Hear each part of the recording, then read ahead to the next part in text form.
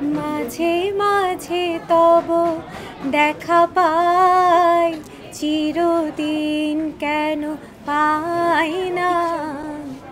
কেন মেঘ আসে হৃদয় আকাশে, কেন মেঘ আসে হৃদয় আকাশে, তোমার দেখিতে পাই না। মাঝে মাঝে তব দেখা পাই, চিরদিন কেন পাই না?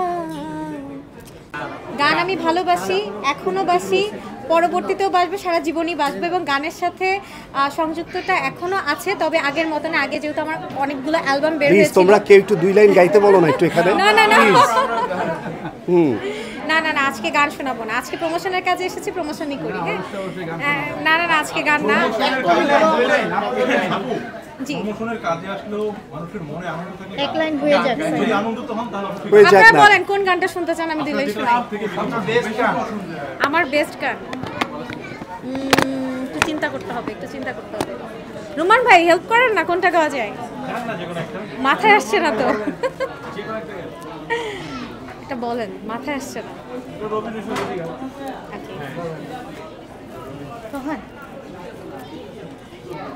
মাঝে মাঝে তব দেখা পাই, চিরদিন কেন পাই না?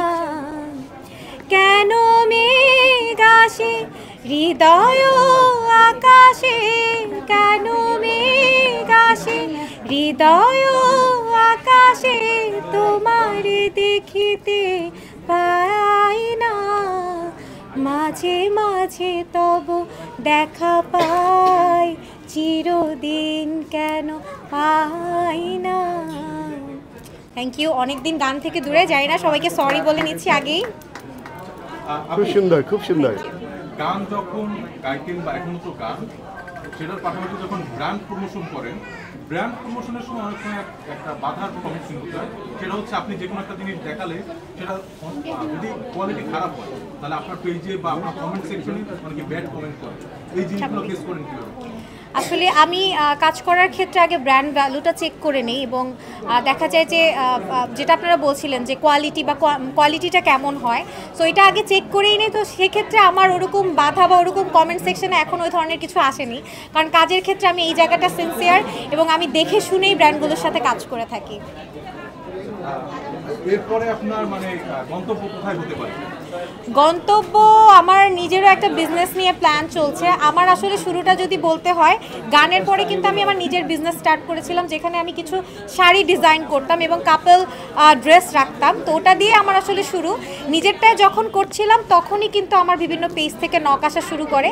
তারপরে আমি বাংলাদেশ বেতারে জয়েন হয়ে যাই। আমি বাংলাদেশ বেতারের একজন প্রেজেন্টার, আমি সেখানে নিউজ পড়ি। সো তার পাশাপাশি এখন আবার প্রমোশন, এই তো।